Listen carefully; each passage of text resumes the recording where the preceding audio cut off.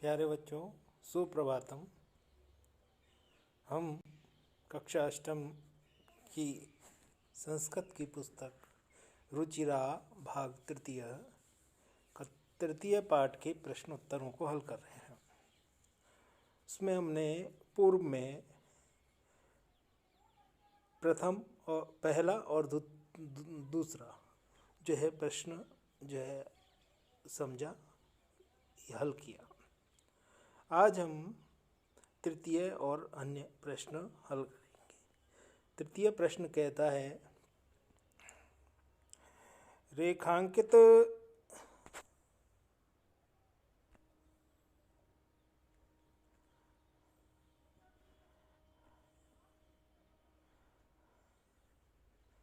रेखांकित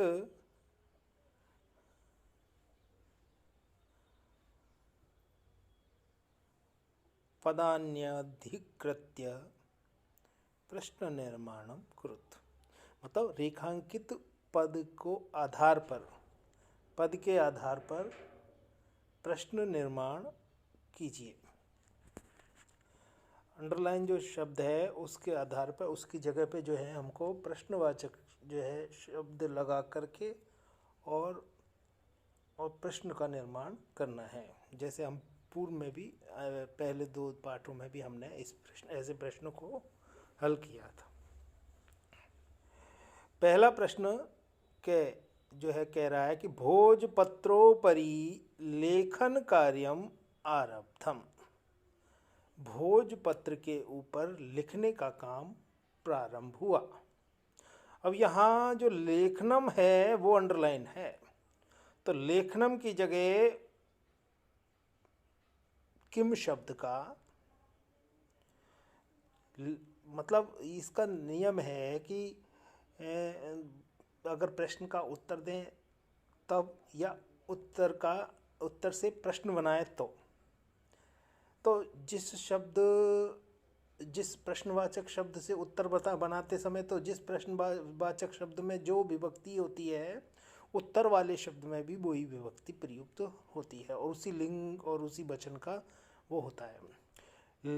और प्रश्न बनाते समय भी अंडरलाइन जो शब्द है, उत्तर में जो शब्द है जिसके स्थान पर हमको प्रश्नवाचक शब्द लगाना है, तो उस शब्द में जो शब्द का जो लिंग होता है, विभक्ति होती है, जो वचन होता है, किम शब्द के रूप भी उसी विभक्ति और उसी वचन में अधिकांश लगते हैं। अब यहाँ अधिकांश मैं इसलिए कह रहा हूँ कि कुछ शब्द जो है किम शब्द के बाहर भी जो है होते हैं। जैसे समयवाची शब्दों में कदा, समयवाची शब्दों के स्थान पर कदा का प्रयोग किया जाता है। स्थानवाची शब्दों के स्थान पर कुत्र का प्रयोग किया जाता है ना। संख्यावाची शब्दों के स्थान पर कति शब्दों का प्रयोग किया जाता है। तो यहाँ अधिकतर जो है किम शब्द का तीनों लिंगों में, आपको मैंने जो है व्याकरण जब पढ़ाई थी, अब हमने पढ़ी थी, तो उसमें हमने तीनों लिंगों में किम शब्द के रूप कैसे बनते हैं वो हमने स्मरण किए थे, समझे थे। अब यहाँ देखिए, लेखनम नपुंसक लिंग, प्रथमा विभक्ति एक वचन। तो नपुंसक लिंग प्रथमा विभक्ति एक वचन किम ही होगा। तो यहाँ लेखनम की जगह पे किम ये शब्द आएगा। और फिर क्या होगा कि इसको लेखनम कटा देंगे, किम लगा देंगे। भोजपत्रोपरि किम आरब्धम। भोजपत्र के ऊपर क्या प्रारंभ हुआ। अब ये तो हो गया, लेकिन अब यहाँ पूर्ण विराम जो दिख रहा है, ये इस पूर्ण विराम के स्थान पर भाई प्रश्न निर्माण हो गया, तो अब ये पूर्ण विराम नहीं आएगा, यहाँ पर आएगा प्रश्नवाचक चिन्ह, क्योंकि प्रश्न बन गया। प्रश्न बनने के कारण यहाँ पूर्ण विराम के स्थान पर प्रश्नवाचक चिन्ह लगा देंगे। तो उत्तर, आप देखिए, आप इसका प्रश्न क्या बनेगा। भोजपत्रोपरि किम आरब्धम प्रश्नवाचक चिन्ह। आई बात समझ में। अगला देखिए, लेखनार्थम कर्गदस्य आवश्यकतायाः अनुभूति न भविष्यति। लिखने के लिए कागज की आवश्यकता की अनुभूति नहीं होगी। तो अब यहाँ इस वाक्य में से आपको इस वाक्य को जो है बदल करके प्रश्न निर्माण करना है। तो इसमें कर्गदस्य इस शब्द की जगह पे आएगा, क्योंकि ये आपका जो है षष्ठी विभक्ति एक वचन हो गया। तो इसके स्थान पे आ जाएगा किम शब्द का कश्य, कर्गदस्य कश्य। अब इसको हटा देंगे और कश्य लगा देंगे और वाक्य पूरा वैसा के वैसा ही लिख देंगे। तो लेखनार्थम कस्य आवश्यकतायाः अनुभूति न भविष्यति। लिखने के लिए किसकी आवश्यकता की अनुभूति नहीं होगी। प्रश्नवाचक चिन्ह बन गया आपका वाक्य। उत्तर अगर देंगे तो कर्गदस्य कागज की। आई बात समझ में। अगला देखिए, विश्राम गृहेषु कक्षम सुनिश्चितम भवेत्। विश्राम गृहेषु, अब यहाँ ध्यान दीजिए कि प्रश्न कह रहा है कि विश्राम घरों में कक्ष सुनिश्चित होते हैं, है ना। तो अब इसके लिए आपको विश्राम गृहेषु एक स्थानवाची शब्द हुआ। विश्राम घर, अतिथियालय, गेस्ट हाउस, होटल कह दो, धर्मशाला कह दो, उसमें उनमें जो है कक्ष सुनिश्चित होने चाहिए। तो इसके लिए आपको ये स्थानवाची शब्द होने के कारण इसके स्थान पर, अब यहाँ देखिए स्थानवाची शब्द है ना, तो इसके स्थान पर आपके आ जाएगा कुत्र। क्या आ जाएगा बेटा? कुत्र। तो कुत्र कक्षम सुनिश्चितम भवति भवेत्। कहाँ कमरे सुरक्षित होते हैं? विश्राम घरों में होते हैं, धर्मशालाओं में होते हैं, होटलों में होते हैं नहीं। तो कुत्र आ जाएगा आपका। अब आप इनको देख लीजिए, इनके स्थान पर मैंने ये लिख दिया, तो आप नोट कर लेना। मैं अभी ये क्या है, ये हट जाएंगे, मुझे बैक जाना पड़ेगा ऊपर इसको स्क्रॉल करने के लिए। ठीक है, आ गया ये। अगला जो प्रश्न है कि सर्वाणी पत्राणि चल दूरभाष यंत्रे सुरक्षितानि भवन्ति। अब ये कह रहा है कि सभी पत्र चल दूरभाष यंत्रे, मतलब मोबाइल फोनों में, सुरक्षितानि भवन्ति, सुरक्षित होते हैं। अब इस वाक्य में चल दूरभाष यंत्रे, ये जो है अंडरलाइन शब्द है। अब यहाँ ध्यान देंगे कि ये क्या सभी पत्र सुरक्षित होते हैं। कहाँ होते हैं? ये स्थान हो गया एक, ये स्थान हो गया। चल दूरभाष यंत्रे, स्थान होगा। तो यहाँ भी जो है कुत्र का प्रयोग किया जाएगा। कुत्र, आई बात समझ में। यहाँ भी कुत्र का प्रयोग होगा तो हो जाएगा आपका सर्वाणी पत्राणी चल दूरभाष यंत्रे की जगह पे आप क्या जाएगा कुत्र सुरक्षितानि भवन्ति। सर्वाणी पत्राणि कुत्र सुरक्षितानि भवन्ति और प्रश्नवाचक चिन्ह। तो सभी पत्र कहाँ सुरक्षित होते हैं, ये आपका बना। अगला देखिए, वयम उपचारार्थम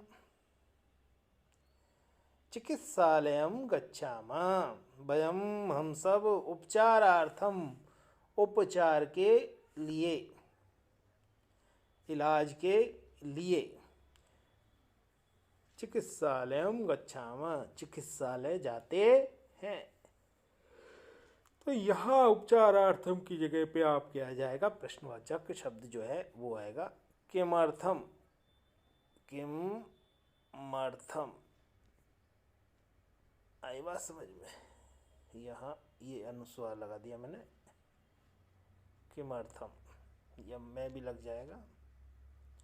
आई बात समझ। उपचारार्थी, तो वयम किमर्थम चिकित्सालयम गच्छामः, हम सब किस लिए चिकित्सालय जाते हैं। आई बात समझ में।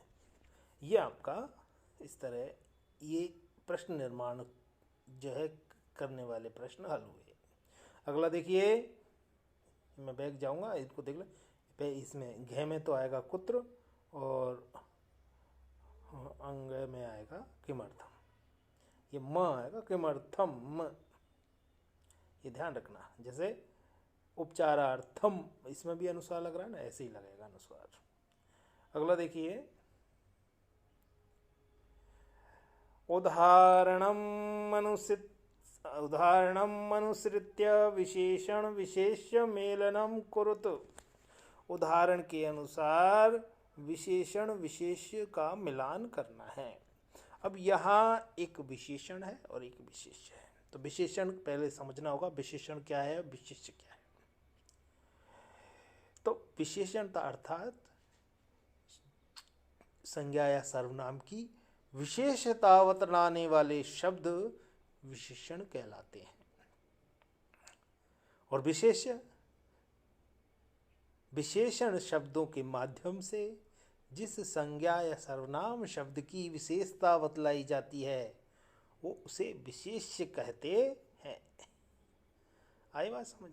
जैसे विशेषण हो गया संपूर्णे और विशेष्य हो गया भारते, भारत की ही तो संपूर्ण कहकर विशेषता बतलाई जा रही है। संपूर्ण मतलब पूरे, है ना, अखिल जो है भारते, भारत में, संपूर्ण भारत में। आई बात समझ में। तो ये विशेषण और विशेष आप समझे। इसमें एक बात जरूर ध्यान करनी है कि जब हम विशेषण और विशेष्य मिलाएंगे तो विशेषण के आधार पर विशेष्य का निर्माण हो सकता है और विशेष्य के आधार पर विशेषण का निर्माण हो सकता है। उसमें ये ध्यान रखना है कि जिस पुरुष वचन और लिंग का मतलब जिस विभक्ति और वचन और लिंग, जिस लिंग विभक्ति और वचन का विशेष होता है तो विशेषण उसी लिंग विभक्ति और वचन का होता है। और यदि जिस लिंग विभक्ति वचन का विशेषण होता है उसी लिंग विभक्ति वचन का विशेष होता है। यहाँ देख लो, संपूर्णे सप्तमी विभक्ति भारते, तो आधार पे। अब हम यहाँ आपको ये कुछ शब्द दे दिए, एक खंड में दे दिए, दूसरे खंड में दे दिए। आई बात समझ में। तो यहाँ ध्यान करना है कि जो है वो एक विभक्ति में होने चाहिए। तो अगर नहीं है तो हमें करने हैं, वो बनाने हैं, है ना। है तो ठीक है, उनको मिला देंगे। जैसे मौखिकम ज्ञानम, ये दोनों एक साथ मिल जाएंगे। तो इसमें ये दोनों सामने सामने बिल्कुल, ये ज्ञानम का विशेषण मौखिकम है। अब मनोगताः, अब यहाँ इसका विशेषण विशेष्य काले होता है, लेकिन अब काले तो है सप्तमी विभक्ति में और ये प्रथम विभक्ति में। तो अब यहाँ हम देखेंगे तो मनोगता को सप्तमी विभक्ति एक वचन में करना पड़ेगा। तो मनोगते, यहाँ मनोगते हो जाएगा। इसके स्थान पर ये मनोगता की जगह क्या आ जाएगा, मनोगते,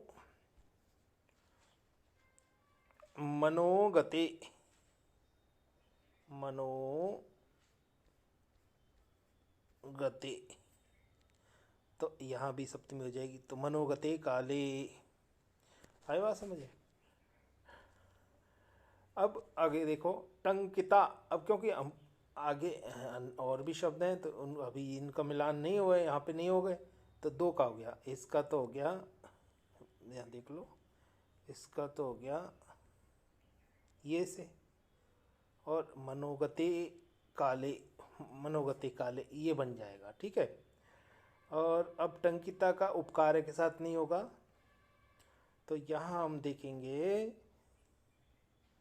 टंकिता, तो यहाँ इसका कार्याणी के साथ होगा। अब कार्याणी क्योंकि प्रथमा विभक्ति और बहुवचन है तो प्रथमा द्वितीय विभक्ति बहुवचन है तो नपुंसक लिंग में तो टंकिता भी नपुंसक लिंग प्रथमा द्वितीय विभक्ति बहुवचन होगा, तो उसका हो जाएगा टंकितानि, है ना, टंकितानि। आई के निवास समझ में, आई के निवास समझ में। अब महान, अब महान जो शब्द है इसको डायरेक्ट मिला देंगे और महान का जो है बैठेगा इसके साथ उपकार, महान के साथ उपकार, ये आपको स्मरण रखने हैं, महान के साथ उपकार। अब टंकिता का तो हो गया, टंकितानी करके होगा, महान उपकार है वो बिल्कुल सेम वैसे ही बनेगा, कोई फर्क नहीं आएगा, क्योंकि वो प्रथमा व्यक्ति है एक वचन है और ये भी प्रथमा व्यक्ति एक वचन है।